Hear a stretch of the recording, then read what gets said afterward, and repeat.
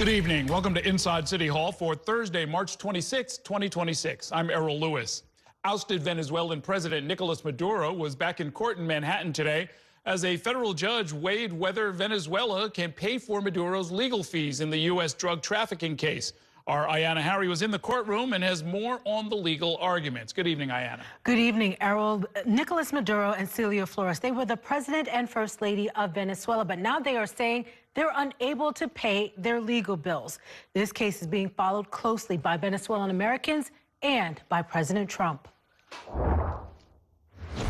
I would imagine there are other trials coming. President Donald Trump said former Venezuelan leader Nicolas Maduro could face more criminal charges Thursday as Maduro and his wife returned to a lower Manhattan federal courtroom for their drug trafficking case. I think the judge is going to give an opinion relatively quickly as far as the issues for this hearing is concerned. For more than an hour, the judge weighed one major question hanging over this high-profile trial.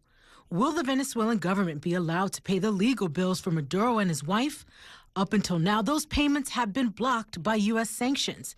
Legal analyst Terry Austin was in court. What the defense is saying is, look, this money is coming from the government of Venezuela. They are indemnifying Maduro and his wife, and those funds should be used by the defense because there's a constitutional right.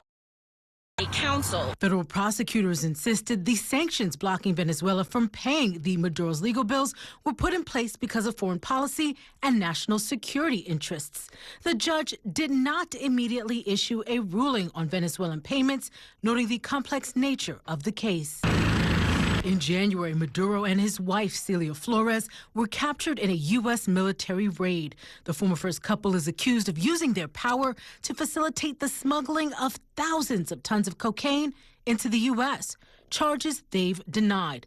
Outside their Thursday court appearance, demonstrators rallied both for and against the Maduros. The United States is holding Nicolas Maduro and Celia Flores hostage. As a Venezuelan, I am very excited to see Nicolas Maduro face justice. And if the judge does not lift these sanctions, the Maduros may have to rely on public defenders for the rest of this case, Errol. Yeah, is the issue that the government's money can't come here? Do they have personal funds?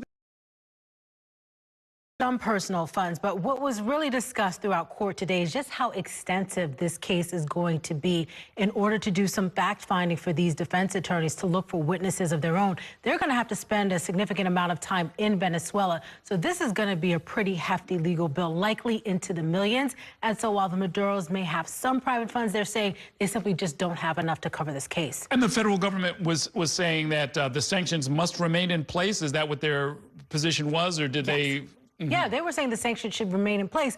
But I will say Judge Hellerstein sounded pretty skeptical as to that argument. And one of the things that he pointed out is that conditions have changed in Venezuela. For example, Nicolas Maduro is no longer the president. He also noted the United States of America has now been doing business with Venezuela since Maduro was ousted. So many legal observers do believe that the judge will allow for the Venezuelan government to pay for their defense. But of course, we're going to have to wait and see. All right. Thanks very much, Ayanna.